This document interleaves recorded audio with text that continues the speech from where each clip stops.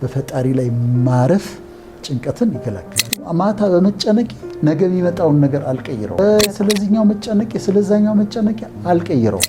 ስለዚህ መንገር ለፈጣሪ መንገር። አንድ ሐሳብ አእምሯችን ውስጥ ይገባና እናብላለዋለን፣ ስንተኛ እናስበዋለን፣ ስንነሳ እናስበዋለን፣ እናሰላስለዋለን። እሱም ጭንቀት ነው እና ብዙ ሰዎችን እኔንም አንቺንም ይመስለኛል አይደለም የሚመለከት ጉዳይ ነው።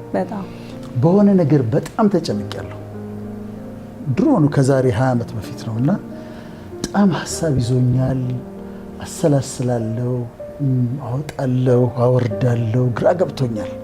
የህይወት ጉዳይ ነው እና መንገድ ላይ ቆሜ እንደዛ በሐሳብ በጣም ተይዤ አንድ ሰው መጣ እና ያ ሰው ይሄ ልብሱ የተቀደደ የጫት ገራባ ያዘ ጸጉሩ እንትን ያለ የአእምሮ ህመምተኛ በተለምዶ እብድ እያለ እንደምንጠራው አይባልም፣ ግን ሌላ ቃል የለንም።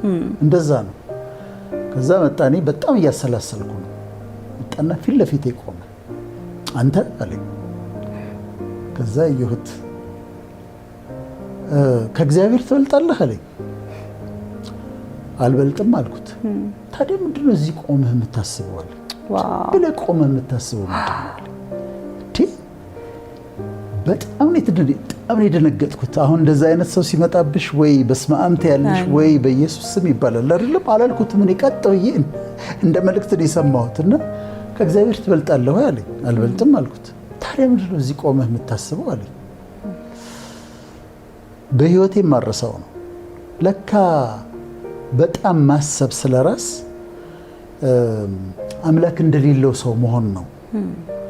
አምላክ የሌለው ሰው መሆን ነው ለካ። ምክንያቱም የሚያስብ ስላለ ስለኔ የሚያስብ ስላለ እኔ ያን ያህል ቆሜ ስለራሴ ሳስብ ለካ ከባድ ስህተት ነው እና በዛ ተማርኩኝ። አሁን እኔ ሳይ ሰዎች በጣም ይጨነቃሉ፣ ከመጠን በላይ ይጨነቃሉ። በጣም ያስባሉ፣ ያሰላስላሉ። ነጋዴው ይጨነቃል፣ እናት ትጨነቃለች፣ ተማሪው ይጨነቃልና ሁላችንን የሚመለከት ጉዳይ ነው። ያለ ምክንያት የሚጨነቁ ሰዎች አሉ። ስለማይመጣ ነገር የሚጨነቁ ሰዎች አሉ። አይሆንም። ይሄ ኔጌቲቭ ስትረስ ምንለው ማለት ነው። ኔጌቲቭ ስትረስ ለምሳሌ እኔ አሁን ተቻለሁ ልጆቼ ትምህርት ቤት ሲሄዱ በጣም ስለምወዳቸው የሆነ ስልክ ሲደወል ማላውቀው ቁጥር አነሳለሁ። የማነሳው ለምን መሰለሽ? ምናልባት ከትምህርት ቤት ከሆነስ ብዬ ነው። አንድ አስተማሪ ቢሆንስ የደወለው። ይሄው በዚህ ዓመት አንድ ቀን አልተደወለልኝም፣ አንድም ቀን። ስለዚህ ምን ማለት ነው? ቁጥሩ ይለያያል። 99% አንዳንዶች 80-90% ያደርጉታል። የምንጨነቅበት ነገር አይሆንም። አሁን እናት ሆና ልጇን ትምህርት ቤት ልካ ልጄ እንዲሆናብኝ ይሆን እንዲሆናብኝ እረፍት ታጣለች። ከጓደኞቿ ጋር እየተጫወተች እየሳቀች ስለ ልጇ ታስባለች። አመቱን ግን ብታየው አመቱን ሙሉ አልተደወለላትም ከትምህርት ቤት፣ ምንም አልሆነችም። ልጇ አንድ ቀን ጉንፋን ይዟት ሊሆን ይችላል፣ አንድ ቀን ሆዷን አሟት ሊሆን ይችላል። ጭንቀትን ለመከላከል አልፎም ደግሞ ለማከም ሰዎች ምንድነው ማድረግ ያለባቸው? ምን ብናደርግ ጥሩ ነው? አንደኛው አቮይድ ነው። አቮይድ ማለት ጭንቀት ሊያመጡብሽ የሚችሉ ነገሮችን ልታስወግጃቸው የምትችያቸው ከሆነ ታስወግጃቸዋለሽ። ለምሳሌ ትራፊክ ጃም ያስጨንቀኛል አይደለም? ቀድሞ መውጣት፣ በቃ ቀድሞ መውጣት። 1 ሰዓት ከሩብ ከወጣው መንገዱ ተዘግቷል። 12 ተኩል መውጣት ጭንቀት አስወገደልኝ። አንድ ቁልፍ እየጠፋ የሚያስቸግረኝ ከሆነ ቁልፍ ማስቀመጫ ቦታ መወሰን፣ እዚህ ጋር ነው ቁልፍ የሚቀመጠው ብሎ ታስቀምጫለሽ። አንድ ትልቅ ጭንቀት አስወገድን ማለት ነው። በዚህ መንገድ የሚረብሹሽ ሰዎች፣ የበታችነት ስሜት እንዲሰማሽ የሚያደርጉ፣ ባገኘሻቸው ቁጥር የሚያበሳጩሽ፣ ስለ ራስሽ ኮንፊደንስ እንድታጪ ወይ ደግሞ ቤታቸው ስትሄጂ እንደዛ የሚያሰሙሽ ስላንቺ መጥፎ ነገር በቀልድም ይሁን አቮይድ።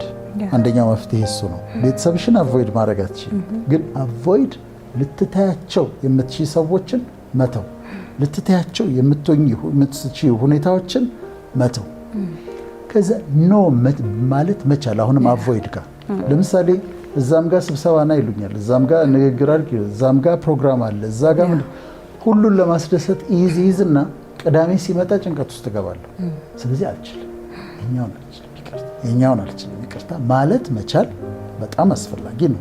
ስለዚህ learn to say no በቃ ከአቅሜ በላይ ነው አልችልም I'm sorry ማለት መቻል ያስፈልጋል። ይሄ avoid ማለት ልንከላከላቸው የምንችላቸውን ነገሮች ልናስወግዳቸው የምንችላቸውን የጭንቀት ምክንያቶች እነሱን ማስወገድ ነው፣ avoid ነው። ሁለተኛው alter ነው። ሁለተኛ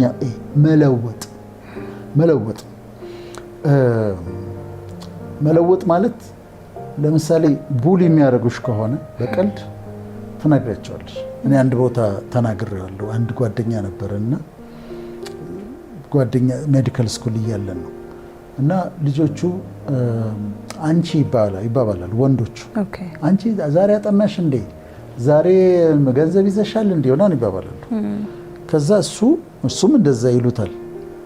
አንድ ቀን ተነሳና ሁላችን ባለንበት እኔ አለ አንቺ ሲሉኝ አልወድም አለ። በቃ በፍጹም አንቺ እንዳትሉኝ አለ አልወድም አለ። ከዛ ቀን ጀምሮ ማንም ሰው አንቺ አላለው። ስለዚህ የማንወዳቸውን ነገሮች ተው፣ እንዲህ አይነት ቀልድ አልፈልግም፣ እንዲህ አይነት ጨዋታ አልፈልግም ብሎ ሪስፔክትፉሊ መናገር። የሚሰማሽን አለቃሽ እኮ ደስ ብሎት የምትሰሪ መስሎት ይሆናል እኮ እሱ አሁን 14 ሰዓት በቀን ስትሰሪ በቃ ስራ የምትወጂ ምናምን እና ይሄ ነገር እኮ እየበዛብኝ ነው፣ ትንሽ እረፍት እየነሳኝ ነው፣ የቤተሰብ ጊዜ ያስፈልገኛል ብሎ ፕሮፐርሊ ያንን ማናገር። ከዛ ጊዜን ስትረስን ለማስወገድ ጊዜን በትክክል መጠቀም፣ በጀት አድርጎ ጽፎ ጊዜን በትክክል ከተጠቀምኩበት አልሯሯጥም፣ ይሄን ያደርጋል። ሶስተኛው አክሰፕት ነው። አክሰፕት ማድረግ ማለት መለወጥ የማትችያቸውን ነገሮች ተቀበያቸው፣ አለቀ። ለምሳሌ ትዳር ይሆናል፣ ባል ነው። ባልየውን ለመለወጥ ስትታገል አንዳንድ ባህሪውን ካልተለወጠ ስትል ስታኮርፍ፣ ስትጣላ ግን ማድረግ ያለባት ምንድን ነው? የተወሰነውን ባህሪ የማይለወጠውን ተፈጥሮን አክሰፕት ማድረግ ነው። እሱም ደግሞ አክሰፕት ማድረግ ነው። አንዳንድ ልንለውጣቸው ማንችል የአካል ጉዳት ከሆነ የሆነን ችግር ከሆነ የሰው ሞት ከሆነ ልለውጠው አልችልም አይደለም፣ አክሰፕት ማድረግ ያስፈልጋል። ከዛ በራስሽ ላይ ጥሩ መናገር እችላለሁ፣ ይሄን አደርጋለሁ ብሎ በራስ ላይ መናገር፣ ይቅር ማለት፣ ከስተቶቼ ደግሞ መማር ያስፈልጋል። የመጨረሻው አዳፕት ነው። ከሁኔታዎቹ ጋር ለምሳሌ ስራ ቢዚ ከሆነ ከሁኔታዎቹ ጋር መላመድ። ከዛ ደግሞ ለምሳሌ ስኬታማ አልሆንኩም ብሎ ከሆነ ጭንቀቱ ስኬትን ሪዲፋይን ማድረግ። ስኬት ማለት ምን ማለት ነው ብሎ የግድ ሀብታም መሆን አለብኝ፣ የግድ ሚሊዮነር መሆን አለብኝ። ያ ከሆነ ስትረስ የሚያመጣበት ያንን መለወጥ ያስፈልጋል። ከዛ የመጨረሻ ሉክ አት ዘ ቢግ ፒክቸር። አሁን ዛሬ የሚጨነቅበት ነገር የዛሬ ዓመት ኢምፖርታንት ነው፣ የዛሬ 5 ዓመት ኢምፖርታንት ነው፣ ኢምፖርታንት ላይሆን ይችላል። ግን መናገር ያለብን ግን ያ ሰውዬ ፊቴ ቆሞ የተናገረኝ ሰው ምንድን ነው ያለው? እኔ እዛ ቀን እሱ እንደዛ ሲለኝ ከዛች ቀን ጀምሮ ያሰብኩት ምንድን ነው፣ ለካ ስለ ራሴ ከመጠን በላይ ሲጨነቅ አምላክ የለኝም እንደማለት ነው የሚቆጠረው። ምክንያቱም እረፉ እኔ አምላክ እንደሆንኩኝ እወቁ ተብለናል። የሚያስጨንቃችሁን ሁሉ በእርሱ ላይ ጣሉት ተብሏል። የጣልሽውን ነገር አታነሽ። ይሄ መመሪያ ተሰጥቶን እረፉ እኔም አምላክ እንደሆንኩኝ እወቁ ተብለን አምላክ አለን እያለን የሚያስጨንቃችሁን በእሱ ላይ ጣሉት ተብለን በልመና በጸሎት አስታውቁ እንጂ በአንዳች አትጨነቁ ተብለን እነዚህ እኮ ትእዛዞች ናቸው። ያንን መጠበቅ አለብን። ስለዚህ እምነታችን እስልምና ቢሆን ክርስትና ቢሆን ጁዳይዝም ቢሆን በአምላክ የምናምን ሰዎች አሁን እንዳልሽው ልንለውጣቸው የማንችላቸውን ነገሮች ለእሱ ሰጥቶ መተኛት ነው። ለወላጆችም አሁን እምላቸው ይህንን ነው።